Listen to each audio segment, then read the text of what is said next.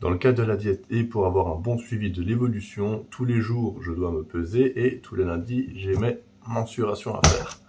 Donc on va faire ça ensemble, c'est parti, je me pèse, évidemment je vais garder mon short, vous doutez bien, mais il fait environ 200 grammes, donc je vais décompter. Hop là, la balance, qui est un impédance mètre que je n'ai jamais utilisé.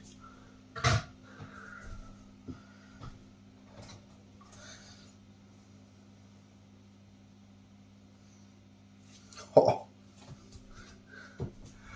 bien mangé à la cantine, hein. 109.1 avec le short, donc on va dire 108.9, en sachant que j'ai déjà été à Celle. Il y avait une pizza hier, j'avoue. Je confesse. C'est parti pour les mensurations. Alors, on va commencer par plus important, tour de bras. Merci. 45,5. Tour de taille. 94. Tour d'épaule.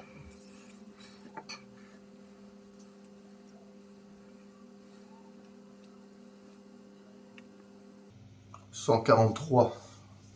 Et enfin, le fameux, ah zut, on verra pas, tour de cuisse.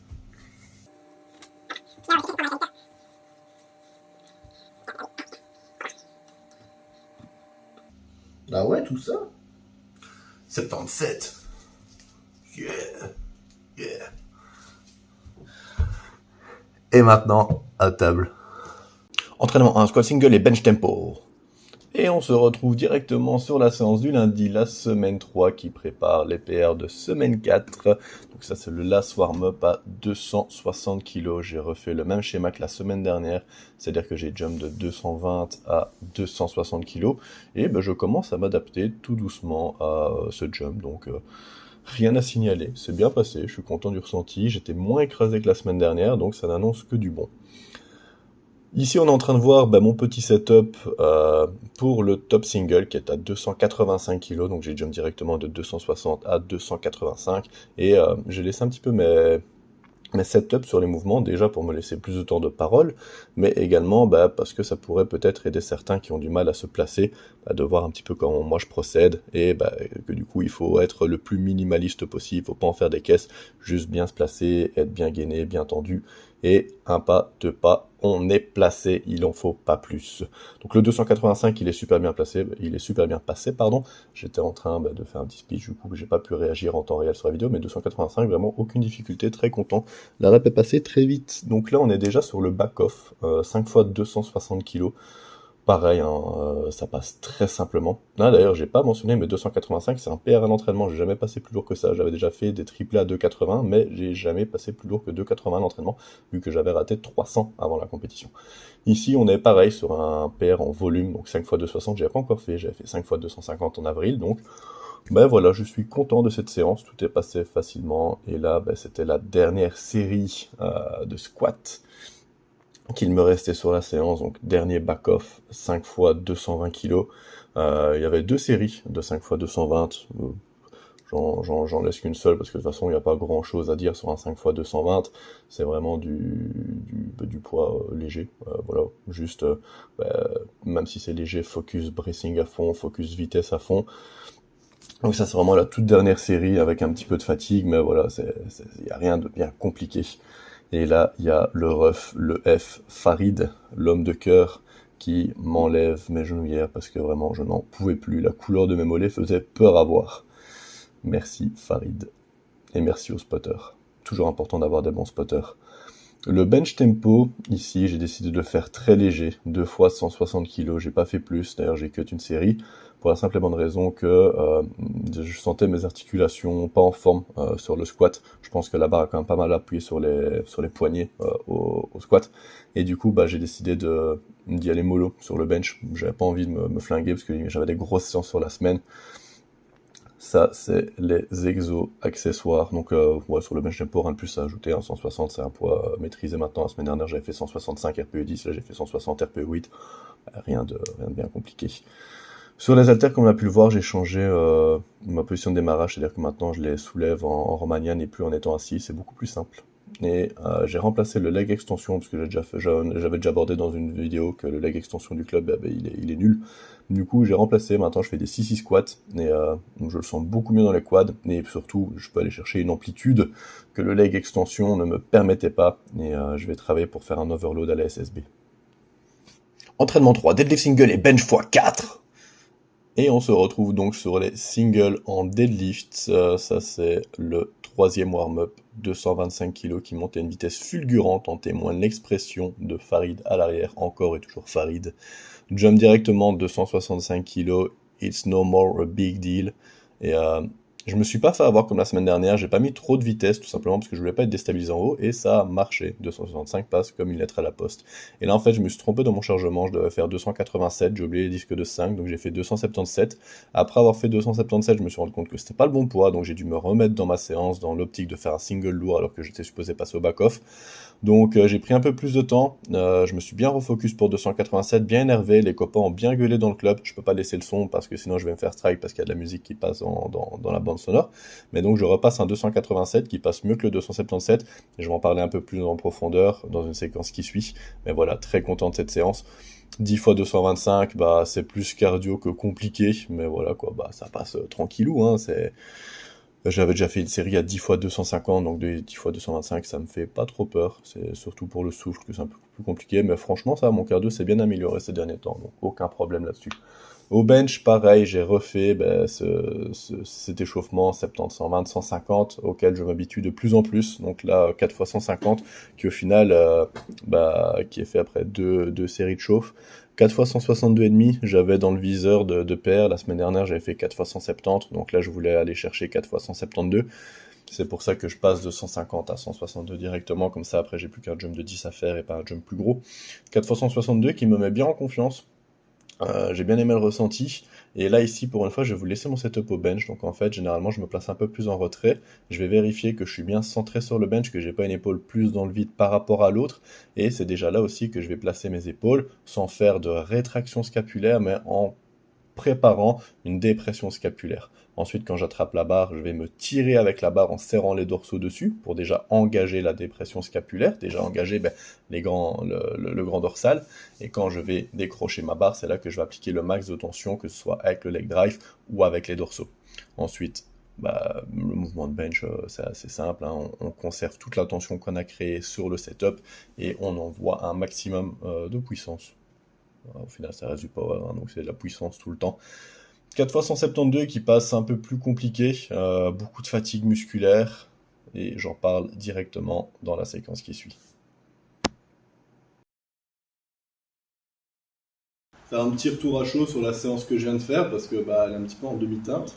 C'est-à-dire que j'ai un deadlift qui est mon ennemi numéro 1, qui m'a étonnamment surpris. Donc j'ai eu ce petit misload où je pensais tirer 2,87, c'était 2,77 qui était sur la barre. Ça a été compliqué parce que j'ai complètement perdu mon focus. Dans ma tête, c'était 2,87 qui était chargé. Ce qui fait qu'après la barre, je me suis un peu sorti de ma séance, j'ai essayé de voir un petit peu avec les copains, jusqu'au moment où vient le moment de passer au back-off. Quand même, quand je regarde la vidéo, je capte pas encore qu'il manque les petits disques blancs. Et c'est au moment de décharger la barre pour passer au back-off que je me rends compte qu'il n'y a pas le bon poids. Dans ma tête, je passe au back-off, c'est-à-dire que j'ai plus de single lourd. Je vais passer en série de 10. C'est compliqué de se remettre dans la séance. Je me dis fuck it. Le taf doit être fait parce que de toute façon en compétition j'aurai des jumps plus grands que ça. Là c'est un jump de 10 kg, que ce soit en compète ou même à l'entraînement je fais des jumps beaucoup plus grands, donc je me dis tant pis, je mets 2,87. Si jamais je la sens trop lourde, de toute façon si je sens que je vais la grind, je drop. C'est ce qui se passe dans ma tête à ce moment là, c'est je me dis vas-y je la passe, si elle est légère tant mieux, si elle est lourde je lâche et tant pis ça sera 2,77,5 et le jump pour la semaine 4 sera 10 kg plus lourd du coup. Fort heureusement, j'arrive à récupérer le focus, je passe un 2,87,5, le grip, aucun problème, je l'ai senti plus fort que ce que je n'ai jamais eu. Juste, ça a tiré un petit peu, mais à mon avis, c'est un restant de peau morte qui était là, qui s'est défait facilement, mais je suis pas ouvert. Du coup, c'est juste un durillon qui a pété, mais c'est ça le danger aussi, c'est qu'un durillon en s'arrachant ouvre et se met à saigner. Donc, je pense qu'il y a un truc qu'il faudrait que je fasse, c'est investir dans une petite râpe pour virer mes durillons, parce que c'est probablement ça qui me nique aussi, c'est le fait de pincer ces durillons de dead. C'est une piste que je peux élaborer, Ensuite, le bench qui est de base mon mouvement fort, on va dire. J'ai les pecs un peu fébriles depuis fin de semaine dernière, je dirais, où je sens que je commence à avoir du mal à encaisser la quantité de volume que je me mets. C'est-à-dire que j'ai mon volume à la barre et à chaque fois en fin de séance, j'ai des back-off aux haltères que je pousse énormément, où je vais chercher une beaucoup plus grande amplitude que sur mon bench bar. Et souvent, je rajoute une série et je les pousse régulièrement RPE 10, en série de 12-15. Euh, je commence à avoir du mal à encaisser cette charge de volume, ce qui fait qu'en fait, quand je fais mon bench, j'ai vraiment, ici au niveau de l'insertion, euh, comme une légère inflammation. C'est pas handicapant, c'est pas blessant, c'est juste que je sens mon pec fébrile et donc j'ai une appréhension, euh, on va dire, de faire une after Bjornsson pour mon bench. Et je me dis, si j'ai ça maintenant, en fait, je suis mort et c'est ça qui me fait appréhender un petit peu le bench. La force, elle est là, il n'y a aucun problème parce que même avec appréhension, j'ai réussi à PR aujourd'hui, qu'à 372, c'est un PR quand même.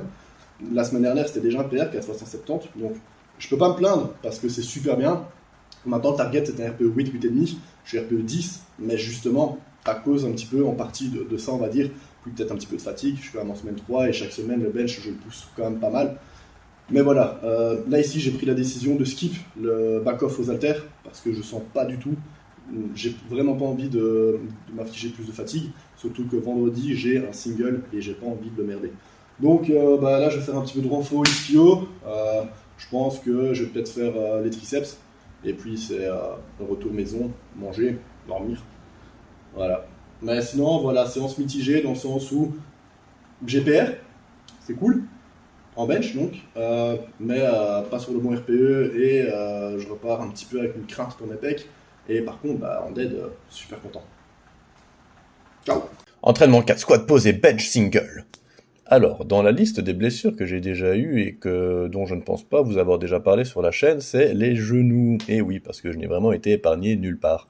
Alors, les genoux, c'est une longue histoire d'aine avec eux, en fait, dans le sens où j'ai eu des tendinites au genou, j'ai eu une douleur au ménisque qui ressemble assez fort à une fissure, mais je pense pas que ce soit une fissure parce que ça m'aurait peut-être handicapé un peu plus que ça, mais soit c'était vraiment très similaire.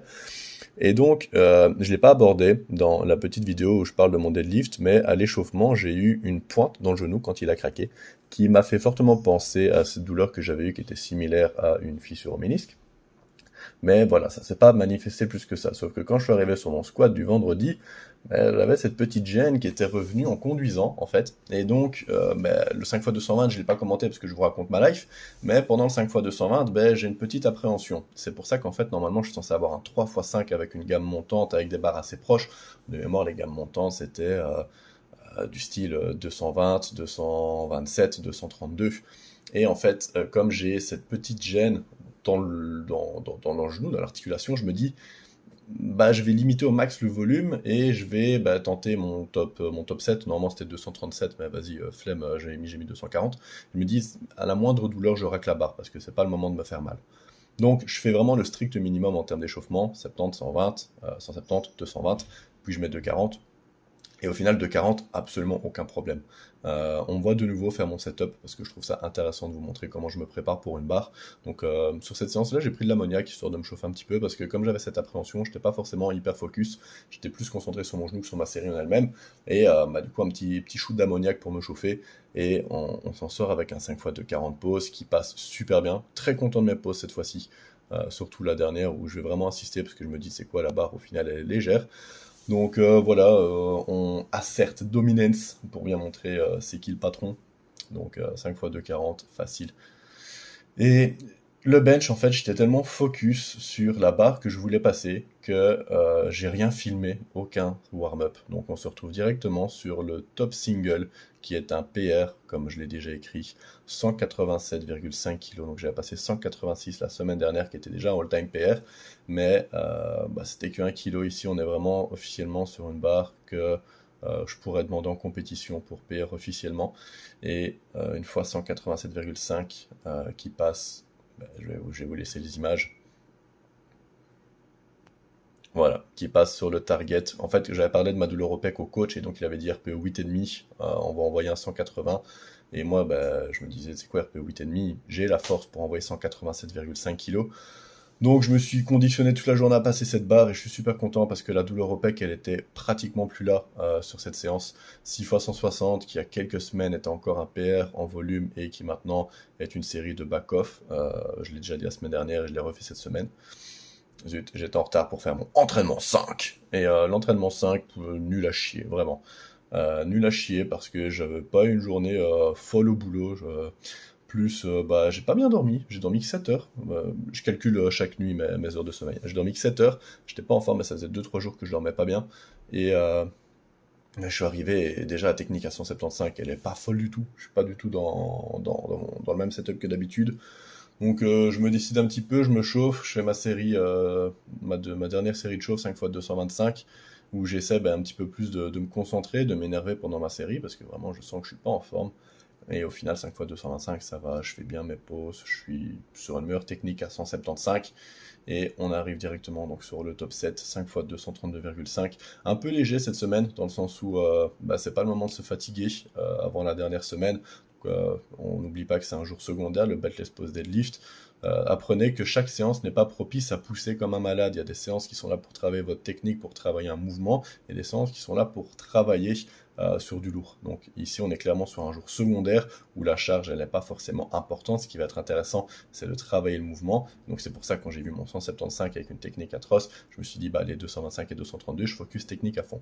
En renforcement j'ai introduit les tractions il y a quelques semaines tout simplement parce que c'est un exercice que j'aime bien, que je faisais beaucoup quand j'étais plus léger. Ici maintenant que j'ai dépassé les 100 kg, c'est un peu compliqué pour les faire, donc j'ai décidé de les réintégrer parce que j'aimerais bien pouvoir quand même taper des séries de 15-20. Là j'ai fait 4 séries entre 10 et 9 répétitions sur la dernière je pense ici. Et c'est aussi un exercice que j'ai introduit pour travailler le grip, parce que ça travaille super bien le grip, les tractions. Et en fin de séance, je vais me casser la gueule, tirage unilatéral. Donc tirage unilatéral que j'adore faire. Avant je le faisais beaucoup avec des sangles pour faire un overload sympathique, parce que pour travailler les dorsaux, ça sera toujours la poigne qui sera un facteur limitant. Mais étant donné que ma poigne est un facteur limitant de tout le reste, j'ai décidé en fait de ne plus mettre de sang quand je travaille le dos. Et alors, on va vite fait parler de la caméra, parce que comme j'ai mis le grand angle, je constate qu'en fait, mon bras a l'air absolument énorme dans le coin inférieur gauche, genre plus gros que ma cuisse. Il faudrait que j'utilise le grand angle plus souvent, c'est hyper flatteur. Comme pour la séquence avant, je vous laisse sur un petit retour à chaud de ma séance. Fin de séance, séance bien pourrie, zéro motivation. Vraiment le deadlift, il n'y a rien qui a été, j'ai même cut un back-off tellement j'avais pas envie. Les top 7, j'ai mis beaucoup de temps pour les faire, vraiment je crois que j'ai fait 40 minutes pour faire mon dead, alors que techniquement sur la séance 5 le dead il prend 30 minutes, donc j'ai mis 10 minutes de plus alors que j'ai cut un back-off tellement en fait entre mes séries, je fous rien, je m'assieds et je discute avec les copains et je suis pas dans ma séance du tout. J'ai quand même fait mes renforts, mes tractions, mes tirages et c'est tout. Sauf que sur mes tirages, la dernière série, je me suis un petit peu fait mal dans la nuque. Je sais pas comment ça se fait, j'ai jamais eu ça. Et ça m'emmerde parce que la semaine pro, c'est la semaine 4. Et en semaine 4, je vais chercher des gros PR. Alors là, on est samedi. Lundi, j'ai un gros truc à faire en squat. Et j'espère que ça va pas persister. C'est déjà moins fort, mais c'était quand même fort. À voir, j'ai bien me reposer. Et voilà. La semaine 4, ça promet. J'espère que je vais suivre la continuité du bloc. Sur ce, merci à tous d'avoir regardé. Merci à ceux qui regardent les vidéos en entier. Et je vous dis à la prochaine. C'est ciao!